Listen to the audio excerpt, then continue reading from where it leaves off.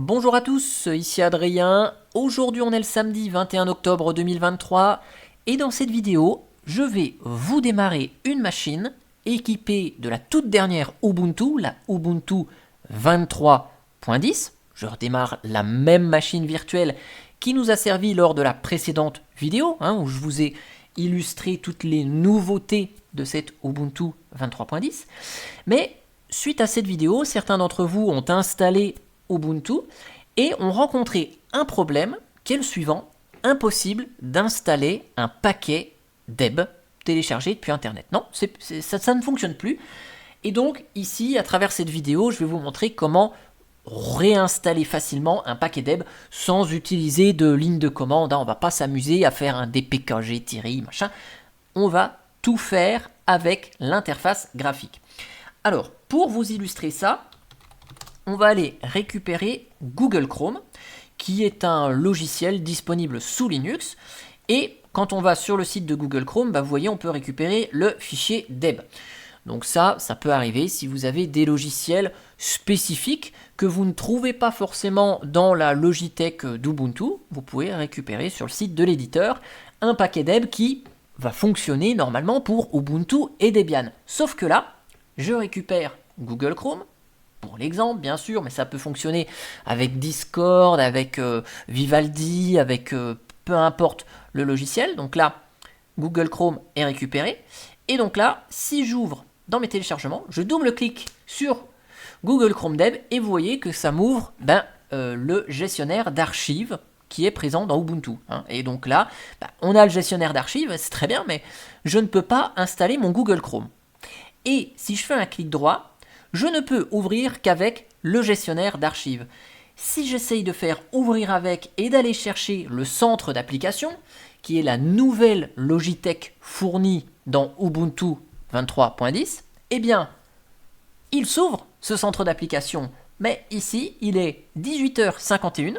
Je vais vous accélérer la vidéo et vous allez voir que ce gestionnaire d'application, il va rester comme ça, en boucle, à tourner.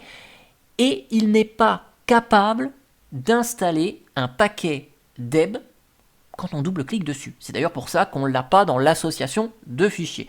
Je vous laisse tourner ça 2-3 minutes pour que vous constatiez bien que juste le magasin d'applications n'est pas lent. Ok, donc là vous voyez ça a tourné 2-3 minutes et le gestionnaire d'application, il tourne toujours. Donc ce qu'on va faire ici, je reclique un petit coup sur Explorer et zéro ligne de commande. Zéro ligne de commande. Parce que vous le savez, pour installer un paquet deb, on peut ici ouvrir un terminal et faire sudo dpkg-i et puis le nom du fichier deb. Ça c'est bien, mais ça oblige à prendre la ligne de commande. Non, pas besoin. On a l'interface graphique. Elle est là pour ça, pour nous simplifier la vie. Vous allez juste chercher GDB qui n'est plus installé par défaut. Vous l'installez ici. Donc vous mettez votre petit mot de passe qui va bien. GDB va s'installer. Et une fois qu'il est installé, on va juste redéfinir sur les fichiers dont l'extension est .deb cet outil pour les ouvrir, afin qu'on n'ait pas le gestionnaire d'archives qui s'ouvre à chaque fois qu'on double-clique sur un deb, mais que directement on ait GDB qui va nous proposer l'installation du paquet deb. Voilà. Et maintenant que GDB est installé, ici je ferme ça, je fais clic droit. Donc là vous voyez par défaut, il m'a automatiquement assigné GDB là. Et donc j'ai pas besoin de faire l'action manuellement ici, en allant sur le choix ouvrir avec, et puis d'aller sélectionner GDB dans la liste et de cocher la case toujours utilisée pour ce type de fichier. Là il me l'a fait tout seul. Donc je double-clique, hop, et l'installateur de paquets s'ouvre directement.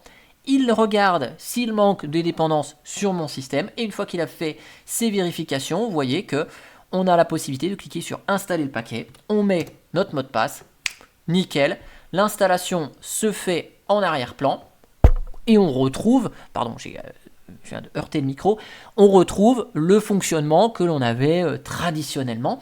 Et donc, on va pouvoir maintenant juste en ayant réinstallé ce petit GDB qui n'était plus là, recliquer sur un fichier deb et le programme est réinstallé sans taper aucune ligne de commande. Puisque je le répète, lorsque c'est possible de s'affranchir de la ligne de commande, eh bien, j'essaye toujours de vous montrer des astuces ainsi. Et maintenant, si je vais chercher Google Chrome, eh bien, je l'ai là et donc il s'est bien installé grâce au paquet deb que l'on vient précédemment de télécharger et d'installer avec notre outil GDB.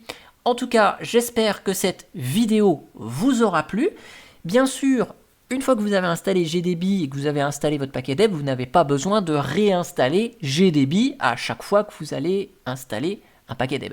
Si vous aviez une précédente version d'Ubuntu, vu que GDB était installé par défaut avant, vous ne l'avez pas perdu normalement lors de la migration. Si vous l'avez perdu, il suffit juste de le réinstaller manuellement, comme on l'a vu à travers cette petite vidéo d'explication. En tout cas, j'espère que ça vous a plu, et moi, je vous dis à bientôt pour une prochaine vidéo. Allez, ciao ciao, bye bye.